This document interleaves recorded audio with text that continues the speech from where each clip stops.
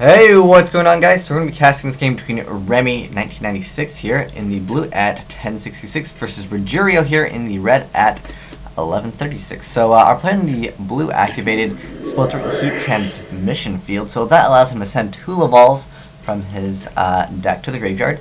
And there is one Laval, he already burnt through them, but what it allows you to do is send another Laval. So he sends 3 copies of itself and then sends another one. And so we're going to see a Magma Cannoneer summon, and he's going to go for a Reborn, and he's going to be Reborn Laval, Lady of the Burning Lake, so that would be a level 7.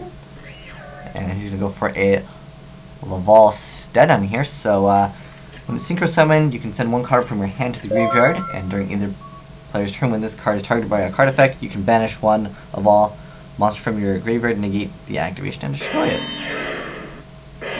Pretty interesting stuff. These guys are foreign, so that's why I'm interested in casting this game, because meta is different all around the world.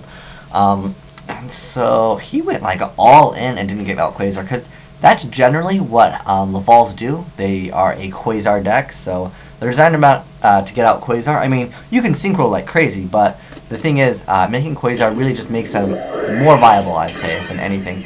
And looks like our player in the red is playing Ghishki, so Ghishki is I'd say it's a viable archetype. I don't know if all the cards are out quite yet, but the thing is, they can hand loop your first turn, and they can do a lot of stuff that is pretty ridiculous. So let's see what our player in the red can do. I mean, our player in the blue just kind of went all in, and I felt like he really needed to wait for the rekindling to make Quasar.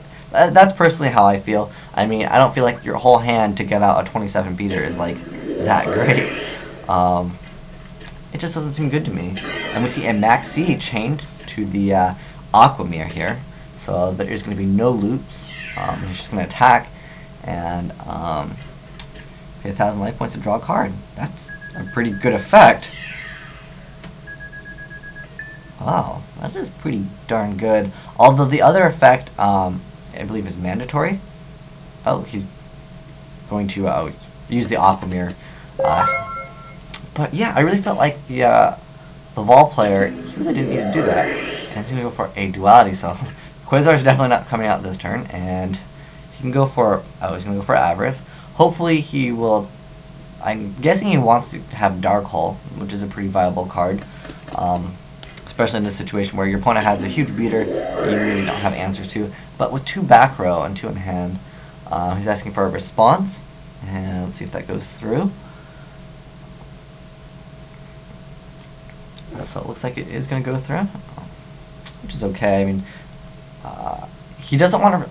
I guess you can put back all the Handmaidens, because that was the card I was talking about earlier, where once you send to the graveyard, you can send basically a whole bunch of them, and then 1 more Laval. It's really good for the whole, like, make Quasar as fast as possible. So he's going to be able to shuffle and draw 2. So let's see what he ends up drawing. I mean, if he has Dark Hole, then he will be kind of back in the game. I'd say he kind of lost a little bit of control over the field, even though, I mean, I would say Laval's is a deck where you can just realistically top deck 1 Rekindling and come straight back into the game, so anything can really happen. So he's going to activate the effect of Eva Ghishki Zeal Gigas here, so once per turn you can pay 1,000 life points to draw a card, and if you reveal it, and if it is a Ghishki, you shuffle 1 card on the field to the deck. That's so good. The thing is, if your opponent doesn't have anything, obviously you probably wouldn't activate the effect, but that makes it so much better, because not only does it not go to your opponent's like hand or like graveyard, it just goes back into the deck. So it really does take great advantage. I mean, that could be essentially like a +2 for essentially 1,000 life, so that's definitely worth it. So we see a Trade-In activated. I don't think I've seen Ghishki's play Trade-In at the moment. And he's going to activate, what is this one? Reveal 2 ritual spell cards in your hand to target 2 Ghishki monsters in your graveyard and add the target to your hand. That's pretty decent. I mean, it is a trap, so it's a little bit slower. I feel like Ghishkis are really great at, like, doing a hand loop.